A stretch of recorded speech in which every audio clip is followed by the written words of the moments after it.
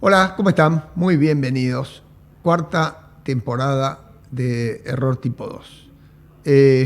¿Cuántas cosas han pasado en tan poco tiempo, no? Y hoy la Argentina entera está hablando de política, de la rotunda victoria del gobierno, de los cambios que se produjeron dentro del gabinete, de los planes de reformas que se espera el gobierno proyecte hacia la prolongación de las sesiones del Congreso.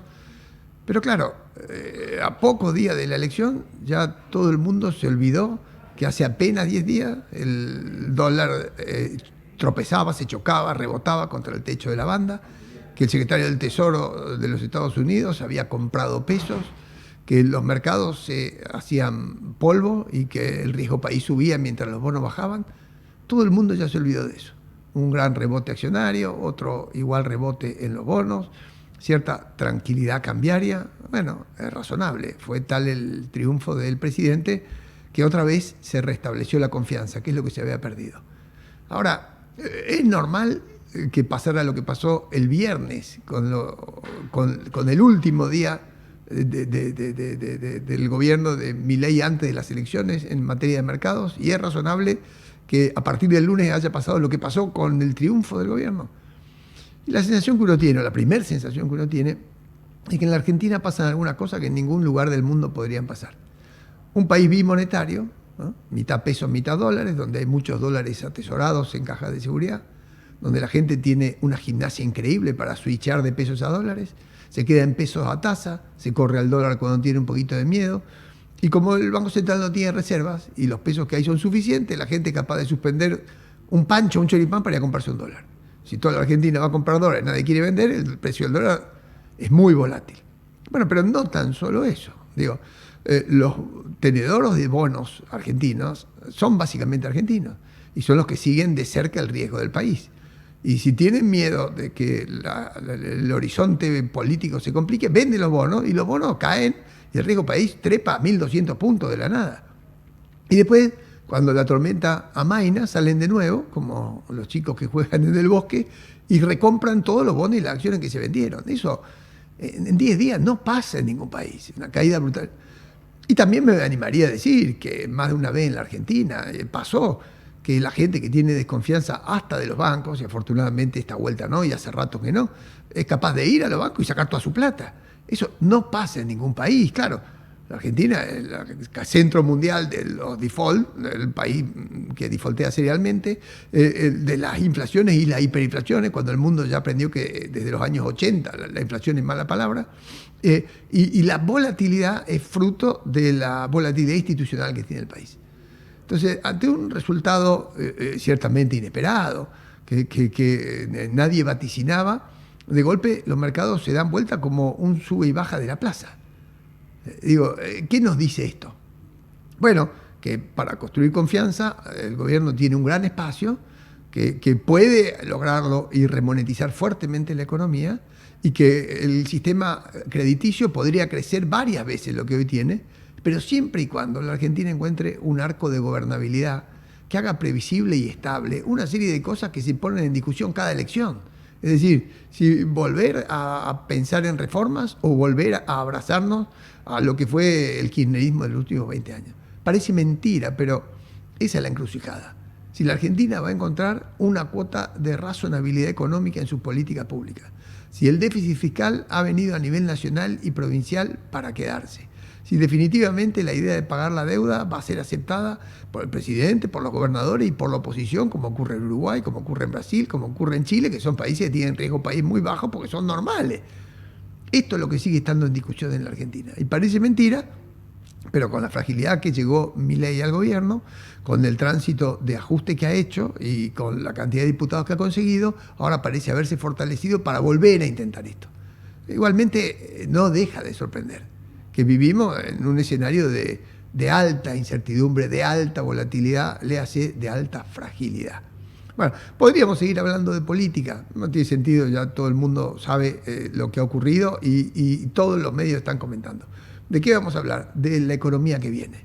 si en rigor de verdad las cuestiones fundamentales que Milei ha logrado son suficientes, si a la Argentina le falta todavía hacer un tramo de ajuste importante, si el dólar y su precio de equilibrio es el que tiene hoy cerca del techo de la banda, si van a seguir las bandas, si finalmente se va a poder rolar la deuda, si el riesgo país va a permitir que los intereses entren algún día y definitivamente en el presupuesto para ser un país normal que renueva su deuda como cualquier país del mundo.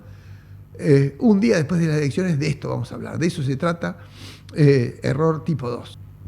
Muy bien, voy a conversar con Sebastián Menescaldi, economista. Sebastián, gracias por atendernos, un gusto que podamos conversar un poco de la economía postelectoral. ¿Cómo estás? Muy bien, muchas gracias, Walter, por recibirme. No, bueno, sos economista en la consultora EcoGo, trabajás conjuntamente con Marina Dal Poyetto. ¿Por qué no me haces un par de renglones, sucintamente, solamente para la gente que nos escucha, un par de renglones de tu hoja de vida?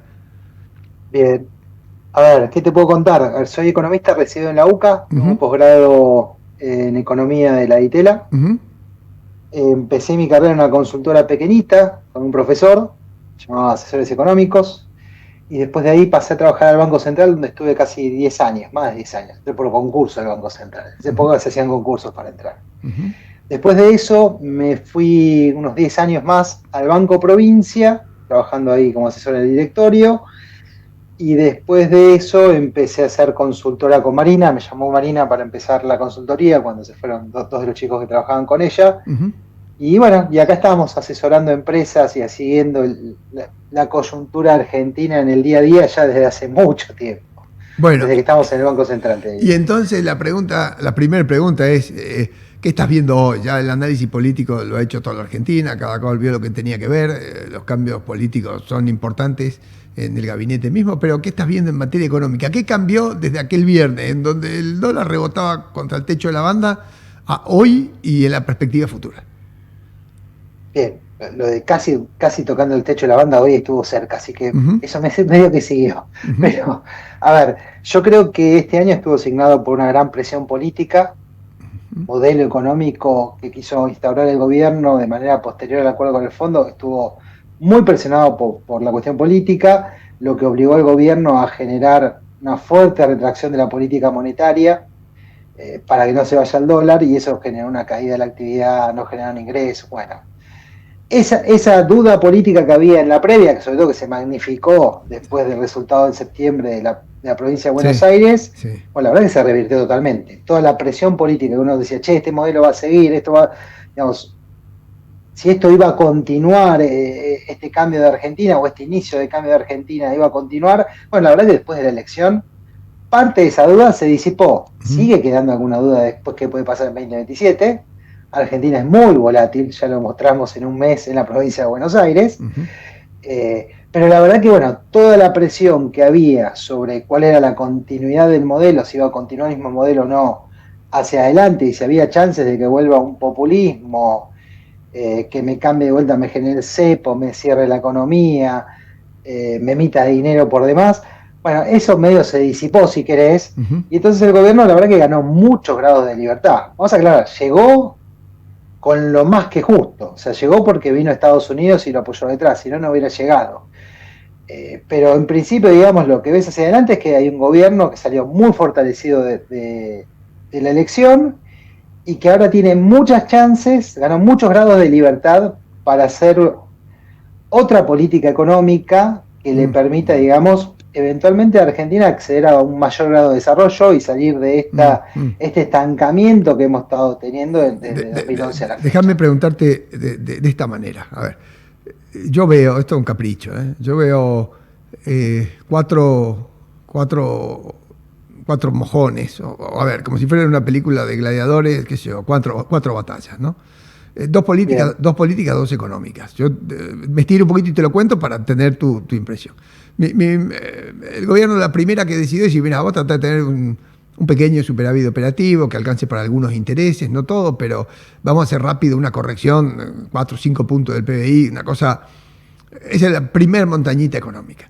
La segunda, lo había dicho el gobierno, llegar a medio término. Algunos dicen que llegó flotando hasta acá, como pudo hasta las elecciones, amenazado ciertamente, pero sin cambio político y económico durante el año. Pero consigue este éxito rotundo que todos sabemos y que vos acabás de subrayar. Quedan dos instancias desde mi punto de vista, otra política y otra económica. La política sería que alguna vez, y ahora empieza a tomar cuerpo, la idea de reformas estructurales que hasta acá no existieron. Estructurales, digo, laboral, fiscal, en fin. Y la económica sería esta cosa por la cual nos preguntamos del primer día, es, ¿algún día va a poder rolar en los mercados la deuda con un riesgo país razonable como Uruguay? A estas dos últimas, ¿qué contestarías vos? Bien, sobre estos mojones, a ver, yo creo que hoy tienes mucho más chances que antes de la elección de conseguir ambas cosas. Creo que para el caso de rolar en el mercado, de poder no tener que cancelar la deuda a contado, creo que algo que le falta y le está pidiendo al mercado es que empiece a comprar reservas. Okay. Hoy estaba discutiendo con un cliente y le digo, mira, si Argentina hubiera comprado, si hubiera tenido acceso al mercado, hubiera comprado 30.000 millones de dólares de reservas, hubiera tenido 70.000, yo te digo que quizás esta elección no hubiera sido tan importante. El otro día me preguntaban, ¿qué es lo que necesitas para que no tenga que cambiar el modelo económico en cada elección? ¿No? Y yo digo, ¿por qué cambia? Porque bueno, hay un candidato que te dice que te va a romper la deuda, te va a romper la moneda, etcétera, etcétera, etcétera. Y eso te afecta. Bueno, digo, mira, si tuviera 120.000 millones de dólares en las reservas, bueno, aunque venga un candidato y te diga, che, no te voy a pagar la deuda en pesos, la deuda en dólares, no le vas a creer. Efectivamente vos lo podrías pagar. Bueno, eso es lo que les está faltando a Argentina. Si vuelve a conseguir ahora, digamos, empieza a comer reservas, fortalece el frente externo, que para mí fue el que dejó de lado Milei en pos de bajar la inflación lo más rápido posible. Empieza a fortalecer la hoja de balance del Banco Central de manera real. Pero contame cómo se haría, porque la sensación es que vos, una cosa es comprar reservas con superávit fiscal, que eso trae cero problema. Otra cosa es comprar con emisión, y en ese caso el presidente dijo la Argentina va a remonetizar y con esos pesos a partir de enero compro dólares. Otra cosa es que los dólares te los siga prestando Besen o quien fuera, amigablemente, o que tenga una entrada de capitales gigantesca, hasta donde yo entiendo. Corregime en donde estoy mal. No, estás perfecto. O que me yo creo que hay que parte es monetizar, o sea, parte de lo que tienes que hacer es construir una moneda, y parte de esa construcción de la moneda, cumpliendo los contratos, va a ser emitir pesos y comprar reservas. Una parte yo creo que va a ser esa, otra parte puede ser directamente algún influjo de dólares privados que vayan a los depósitos, o sea, no van a ser reservas netas, no las tenés que comprar vos, pero van a ir a tus depósitos y eso va a implicar un mayor volumen de reservas brutas, en ese caso, pero creo que sería de esa forma debería ser la forma en que el gobierno debería encarar, digamos, el fortalecimiento de la hoja de balance. Está claro que los préstamos estos de corto plazo, yo qué sé, lo del fondo, te prestó 14, pero de acá a fin de 2027 esos 14 se fueron. No te sirven de nada. Okay. Los de Besen es lo mismo, sobre todo los de Besen tienen una condicionalidad. Solo te lo presta si es que Milei es reelegido, no llega a ser reelegido y no sé qué nos pasa en el 28 si tenemos que devolver todos esos fondos, o en el 27 inclusive. Tiene sus bemoles, con lo cual hay que hacer una construcción, digamos, de un fortalecimiento de reservas que sea sano. Para mí puede ser una parte que sea, digamos, del crecimiento de Argentina, que requiera moneda y que por eso quiero remonetizar. Otra parte va a ser remonetizar no en el agregado pesos, sino en el agregado dólares, y eventualmente serán depósitos de fondos que vienen, de flujos de fondos que vienen del exterior, que se depositan en el país y que después son prestables, de su efecto es limitado.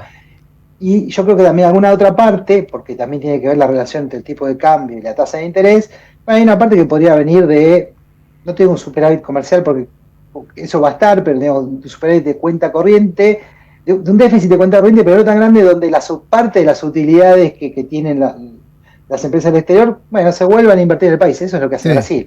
¿No? Sí, se entiende. Entonces creo que eso sería lo más sano de acá hacia adelante. Ahora, el gobierno hasta ahora no quería juntar reservas, yo te decía, mirá, no quiero juntar reservas porque yo no sé si en el 27 hay otro y le voy a dejar reservas y se las van a, los degenerados fiscales se las van a quemar. Bueno, yo creo que para mí el mejor seguro para este gobierno, y lo demostró esta elección, es tener todas las reservas posibles. Ahora, déjame preguntar esto de esta forma, ¿no?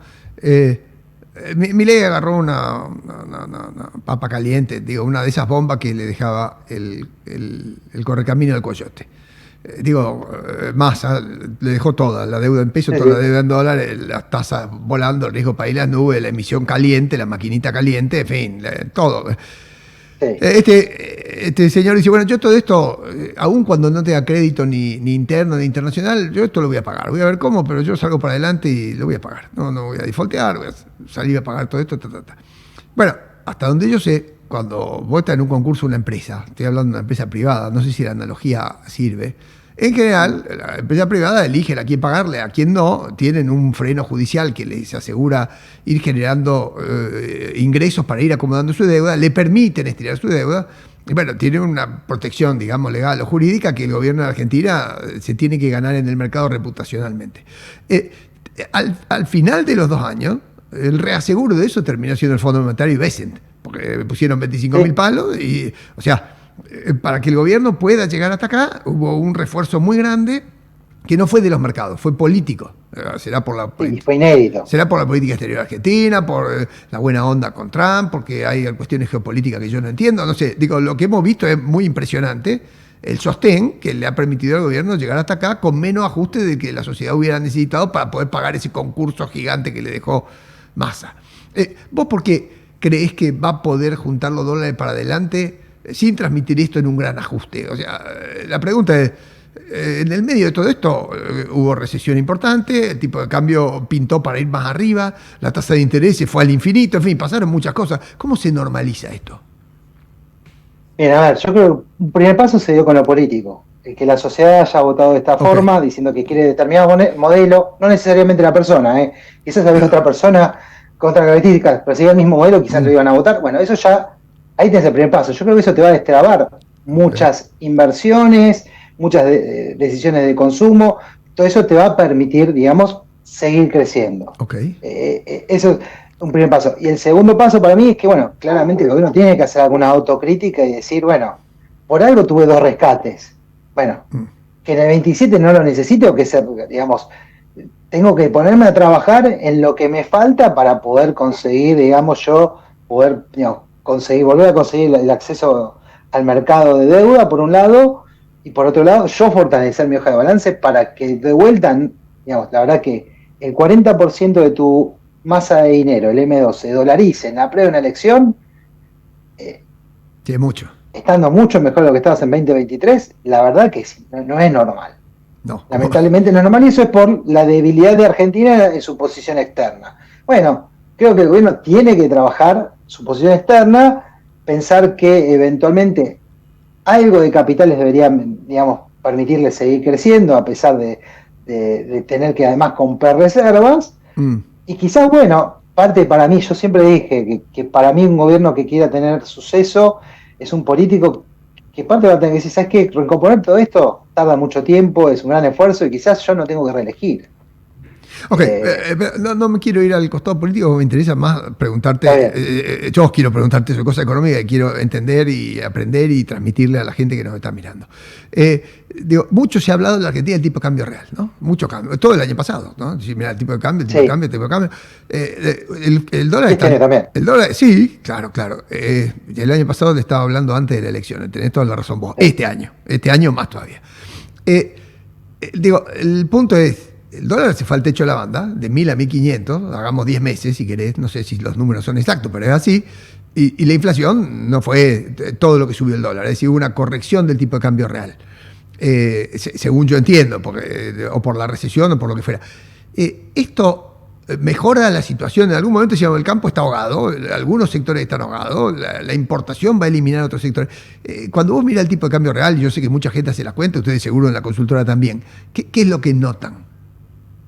No, la verdad que el cambio real, respecto a lo que nosotros veíamos en octubre a hoy, mejoró muchísimo, mejoró más de 30% en términos reales. Es mucho, ¿no? Nosotros hablando con las empresas, es mucho.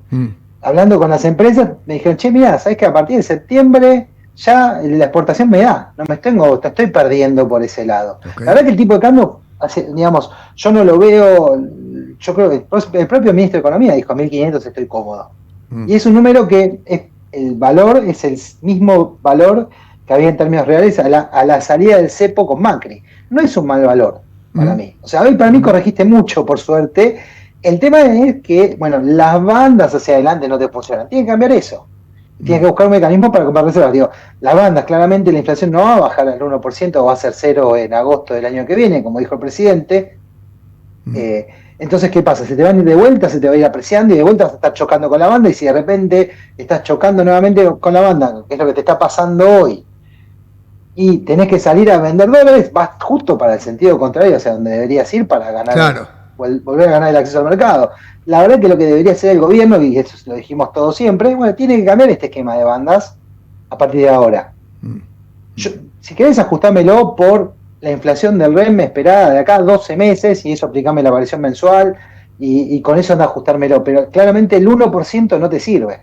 Okay. ¿Para qué? Buscame otra manera, digamos, de ajustar eso, porque este sistema de bandas no funciona. O sea, nuestra queja hoy por hoy no es por tanto, hoy digamos, Sí. no es tanto el nivel del tipo de cambio real, que quizás puede estar un poquito más, debería estar un poquito más alto para que haya más comodidad, sobre todo en la economía real, en la micro de la economía real, donde todavía seguís funcionando sin ninguna reforma que te mejore la productividad.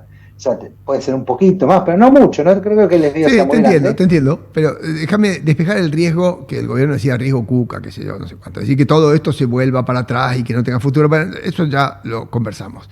Ahora, para despejar ese riesgo hicieron falta las elecciones, pero para llegar a las elecciones hizo falta poner la tasa de interés en infinito, encajar no sé cuánta guita dentro de los bancos, que también es inédito, porque dejaste toda la guita encajada dentro de los bancos, sin hablar del apoyo internacional. Y eso generó, hasta donde yo entiendo, vos me corregís por favor, como si dijera desde mayo para adelante, bueno, una frenada. Digo, el caucho quedó marcado en la ruta de la actividad económica, se frenaron muchas cosas, por lo menos hasta donde yo entiendo, ¿no? Por eso también puede que la inflación no haya subido. Contame cuál es tu lectura de la tasa de interés, que se fue a la nube en ese proceso, y de la actividad económica. ¿Cómo están viendo esto ustedes? Bien, respecto a la tasa de interés, yo creo que parte del riesgo político se traducía en una baja en la demanda de pesos. Okay. El gobierno abrió el cepo, sacó el cepo, y lo cual era una cuestión. Es la única herramienta que le quedó para poder controlar el tipo de cambio, no se le vaya a las nubes por el miedo político y la dolarización, que dijimos que fue inédita, sí, era la tasa de interés. Sí. El costo de todo esto, claramente, fue la economía real, que desde febrero del año pasado, de este año, digamos, no crece. Sí. Cuando ves la serie, sí, creciste hasta febrero, y a partir de ahí tuviste una caída muy fuerte en marzo, rebotaste un poquito, sí, en abril, y sí, ahora estás apoyando por ahí, pero no creces. Y eso es lo que tenés hoy. Es parte. ¿Por qué no estás creciendo? Parte por esto de las tasas de interés, una política monetaria muy restrictiva, parte por la suba de los encajes, parte también porque los ingresos dejaron de crecer. Están creciendo quizás solo en el sector informal, pero no tanto en el resto. El sector formal no está creciendo. Y la otra cuestión es que vos, la verdad, tuviste una recuperación en B, como pedo de uso, como decía el presidente, que se hizo gracias a lo que fue el crédito. Pero que se hizo raíz cuadrada. Más que empezó en B, pero se hizo raíz cuadrada. Exactamente, claro, como dice Rapetti, dice, se hizo raíz cuadrada y ahora quedaste estancado, y en el crédito no podés seguir creciendo el crédito. Porque tiene un límite ese crecimiento, salvo que amplíes el horizonte. Bueno, el gobierno con esta elección está ampliando el horizonte, hay que ver si lo asegura. Los que son más optimistas dicen, mira, la verdad que la base monetaria, si uno la mira, está bien, hay muchos medios de pago digital y todo, pero la base monetaria podría crecer perfectamente si la economía fuera a ser una economía normal algún día, y el sistema bancario argentino, qué sé yo, es como el de República Dominicana, o sea que eso también podría crecer. Podrían crecer las importaciones, digo, el potencial está dado. Los que son optimistas dicen así. Y otro dice, bueno, mira, sí, está perfecto, todo eso es así, podría perfectamente ser, pero vos metiste los encajes en la nube. ¿Cómo vas a soltar los encajes? ¿Cómo va a hacer para que la remonetización se la quede el gobierno para comprar dólares si los encajes están en un lugar donde no hay crédito? Y para las empresas está chivo. El nivel de actividad se complica en la micro, para algunas empresas, no para todas. Pero digo, esa actividad económica, ¿cómo y por qué recuperaría? A ver, yo creo que podría llegar a empezar, primero, o sea, a ver, todo lo que era la presión sobre el dólar, gran parte de eso se fue. O sea, la gente deja de comprar dólares, ¿entiendo bien? No, algunos, somos argentinos, vamos a seguir comprando dólares. Sí. Pero no en la cuantía que estuvimos comprando. Perfecto. Digamos, 6.000 millones de dólares por mes no se compra. La presión, sí, okay. Eso va a ceder. Sí. Entonces eso le va a permitir al gobierno eventualmente, después de esto, algo que ya va a intentar hacer, bueno, empezar a liberar monetariamente, a dar pesos al mercado para que crezca nuevamente el crédito, bajar las tasas de interés y la gente se vuelva a endeudar en pos del crecimiento. Por otro lado, yo creo que lo otro que vas a tener va a ser un flujo de capitales del exterior. Vos lo ves, eso ya lo dijiste 2 o 3 veces, o eso ves que está... Y es que eso, partecita, o sea, no te digo que va a ser mucho. O sea, primero, si ya de entrada consigo 10 mil millones de dólares para relevar la deuda, ahí ya tengo una masa que es 1,5 puntos del PIB, que no la estoy consumiendo, que la puedo poner en mi sistema financiero a trabajar, en algún sentido. Y después consigo 4 mil, 5 mil millones de dólares. Bueno, ahí ya tengo casi 3 puntos del PIB para poder crecer el año que viene. Tengo materia para poder crecer. Después necesito la confianza y la credibilidad, ¿no? Porque después hay gente que tiene que endeudar, apostar a un proyecto, hacer una inversión. Sí. Si te viene un buen trigo y una buena soja, bueno, más a la pasó mejor todavía. Si me empieza a subir el precio de la soja, pasa a los $400, el petróleo no me cae tanto, bueno, hay cosas que te permiten ir creciendo. Sí. Está claro que si el campo ayuda, que algunas veces no y otras cosas sí. Pero déjame hacerte otra pregunta que es un poco más de jardín infante, si me permitís. La pregunta sería esta. Un chocolate grande, mirá lo que te voy a decir, yo soy un economista profesional y perdón, pero es una pregunta periodística. Chocolate grande en la Argentina cuesta 11 lucas. De buena marca internacional. Si uno camina por España, por Suiza, ningún chocolate de ese tamaño vale más de 2 euros. Ninguno. Y esto cualquier persona que viajó sabe. Digo, como estas cosas en la Argentina hay un montón. El ejemplo es muy simplón, muy chiquitito, pero daría la sensación de que hay cosas que están muy desacomodadas todavía, que no va a ser fácil acomodar la micro de la Argentina. O el ejemplo es caprichoso, o vos creés que esto sí se acomoda, o qué para eso. No, yo creo que va a ser difícil. La verdad que tenemos muchas ineficiencias y mucho costo argentino por un lado, por eso son necesarias las reformas de productividad, y también tenemos un sistema que era nos generaba muchos vicios. A ver, el otro día había un estudio también de Argentina. ¿Cuál era el margen normal de una empresa? Y el margen para cualquier producto, como ese chocolate que vos mencionás, en Argentina de venta, era entre 4 y 5 veces más de lo que pasaba en Uruguay, Brasil, Chile. O sea, los márgenes de rentabilidad estaban todos distorsionados. ¿Por qué? Parte se da por la carga impositiva que tendrán, parte por nuestras ineficiencias, parte también porque estaba cerrado el comercio, entonces nadie podía importar y la persona que te vendía el chocolate era el único que podía venderte ese chocolate y te lo estaba cobrando. Y se hacía grandes ganancias. De hecho, cuando vos hablas con los empresarios, ellos te dicen, mira, 2022 y 2023 fueron los años que más ganancia tuve. Maguita tuve, claro. Y eso es lo que todavía tenés que corregir, te falta todavía. Vos estás viendo que los precios de los bienes están tendiendo al mercado internacional, pero todavía le falta. Parte de esto es quizás lo que estás viendo ahora, que el tipo de cambio se movió y los precios no se movieron tanto. Sí. La demanda no te permite. Bueno, entonces están ajustando y estamos llegando a niveles de rentabilidad más lógicos. Y por otro lado, también había otros costos que uno no veía, que era el costo encubierto financiero. Claro. O sea, dentro de todo ese costo que había del producto, era una tasa de interés muy elevada.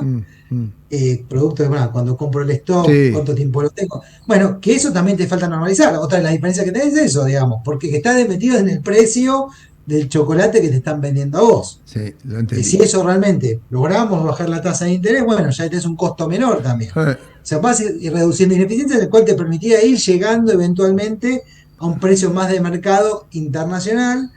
Eventualmente pueden también, si hay crédito, bueno, puede aparecer alguien que diga, viene un pariente tuyo y dice, quiero poner una empresa importadora de chocolate. Y voy a poner, y veo que el margen me da y lo puedo poner a 8.000 pesos. Sí. Entonces déjame hacerte una última consulta. Pero porque todo eso pasa mucho tiempo. Pero además de que pasa mucho tiempo, la cadena de la bicicleta rechina, ¿no? Lo que quiero preguntarte tiene que ver con eso, ¿no? Porque la Argentina ha estado cerrada mucho tiempo, no es un país donde sobre la competencia, hace falta ir al supermercado para ver cuánto tipo de yogur hay, te das cuenta, ahí solo, en Uruguay ya es muy distinta la variedad. Y Uruguay no es la panacea de país abierto, ¿no? Pero lo que quiero significar es, para que la Argentina se reperfile, para usar una palabra, o se reoriente a producir aquello que le sale muy, muy bien, va a tener que dejar de hacer otras cosas que hasta acá no le salían tan bien, igualmente las terminábamos comprando porque no había otra cosa, lo que fuera. Me estoy pensando en España, estoy pensando en Portugal, son países que si alguna vez entraron a la Unión Europea con mucha ayuda del gobierno central europeo, el Banco Central Europeo, digámoslo así. Esos países tuvieron costo de desempleo fuerte en su momento y tuvieron, como algunos, gente del gobierno dice, bueno, el que se pueda acomodar se acomoda, el que no, como en la maratón, se irá quedando para atrás. ¿Eso qué tan fuerte puede ser? ¿O cuánto se puede amortiguar en el curso de los próximos 2 años? ¿Cómo te imaginas ese tramo de corrección o reorientación de la economía? Y yo creo que empezamos, ¿no? Ya estamos en esa transición. Ya estamos. O sea, estás empezando a ver muchas empresas y muchos empresarios que quizás estaban esperando la elección para ver qué hacían con su fábrica. Okay. A ver si a partir de ahora hacían logística y no hacían producción. Es un tema que va a ser importante y para mí va a generar desempleo. Si bien el desempleo hoy, por el cambio que hay, si querés tecnológico, cambia mucho lo que es la morfología del desempleo. Hay menos desempleo, pero quizás hay mucho más cuentapropista con bajo ingreso. O sea, por eso creo que no lo vemos el dato del desempleo, decir, che, tuvimos esta crisis, pero no veo que pierda gente. En verdad, hay desempleo, se pierden asalariados registrados y que crecen los cuentapropistas. Ahora, eso no quiere decir que todos estemos mejor. Está claro que va a haber una parte de la población, sobre todo por el esquema económico dentro de los conurbanos, que va a sufrir. Y hay que ver el gobierno si es que logra hacer esa transición y si es que logra amortiguarla, porque el mayor riesgo que tiene el gobierno es justamente hacer una transición brutal y que te quede gente enojada y que después esa gente no te avale políticamente y que diga, no, ¿sabes qué? Quiero que vuelva el que me cerraba la economía, que defendía el puesto de trabajo. Pero de eso hubo una primera prueba este año, ¿no? Digo, a escala chiquita, pero... Por ahora la población dijo, no, quiero el cambio. Pero bueno, tampoco se había profundizado esta transición. Yo creo que muchas empresas estaban, yo conozco algunos empresarios que uno conoce, o con los que uno que trabaja, te dicen, mira, yo la empresa la mantengo hasta la elección, después veo. Digo, si no, quizás lo que tengo que ver es, bueno, efectivamente tengo que achicar mi tamaño de la parte de ingeniería de mi empresa y tengo que ver más lo de la logística y hacer viajes a China a traer mi producto. Y eso va a empezar a pasar mucho más ahora, me parece. O sea, entonces vas a tener ahí definiciones, lamentablemente, que implican que alguna población va a perder una masa de ingresos importante. Eventualmente, si esto después se regenera o sigue creciendo, te va a crecer los servicios, vas a tener más lugares de venta, lugares de logística, transporte, pero todo eso es una transición que para mí no es corta, va a ser larga, son 4 años como mínimo. Más allá de que, que a nivel global también te está pasando, ¿no? No, lo entiendo bien. Digo, si yo no entendí mal, y para pasar algunas cosas en limpio y subrayarlas y ver si en el fondo mi comprensión de tus explicaciones estuvieron a la altura. ¿Vos creés que la Argentina tiene una oportunidad de normalización después del resultado electoral más promisoria? No digo que el gobierno la vaya a aprovechar o qué. Que hay más grados de acción por parte del gobierno para tratar de sostener el plan que desde el primer día se propuso. Que va a haber transiciones todavía costosas dentro de la economía, pero si no te entendí mal, el dólar no te inquieta demasiado y pudiera haber chance para que el 26 role la deuda tanto en pesos como en dólares sin problema. Lo que estoy resumiendo, ajustado a lo que vos pensabas, en algo me estoy saliendo de lo que nos contaste. A ver, creo que sería el mejor de todos los escenarios. Ese es el mejor de los escenarios. Tenés ahí todo bien, no necesariamente siempre pasa bien, todo bien. Okay. O sea, hay riesgos todavía detrás, hay cosas que el gobierno no ha... O sea, tiene mínimo que buscar otro esquema cambiario, tiene mínimo que empezar a hacer un programa financiero para asegurarse los recursos. Ya el gobierno se quedó casi sin depósitos.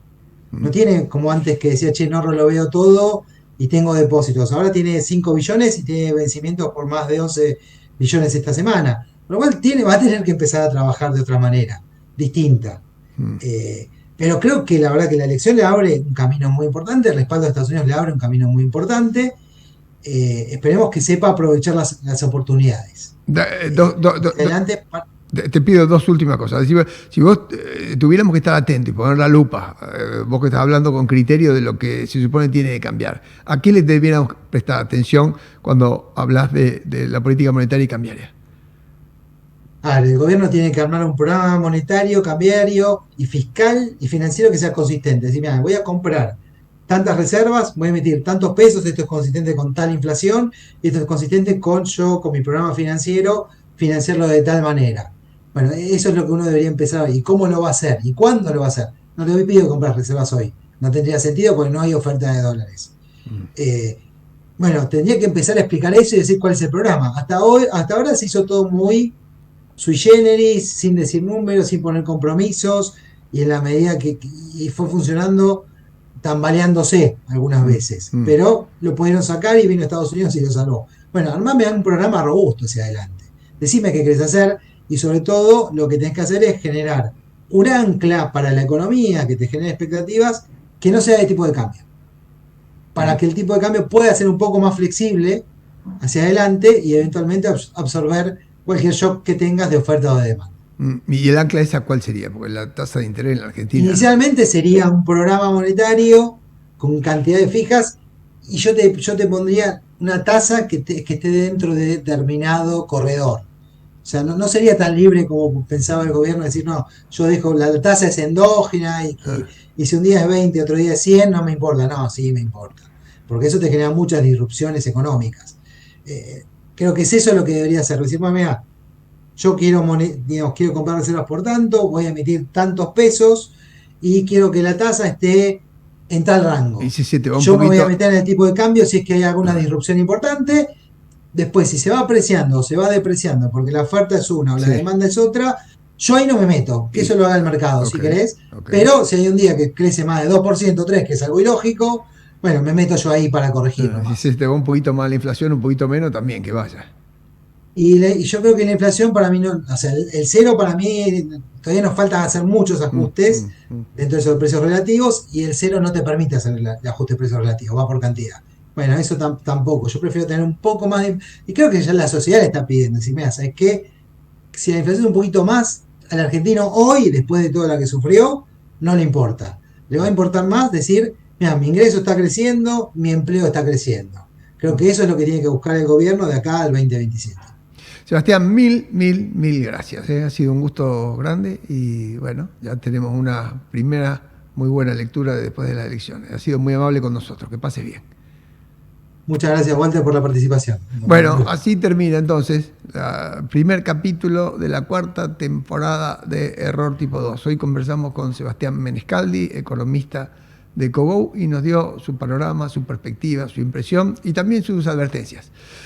Si este capítulo le pareció de interés y sirve para pensar algunas cosas, para razonar, y tiene la amabilidad de compartirlo, desde ya se lo agradecemos. Y por lo demás, la semana que viene nos encontramos. Que pase bien, gracias.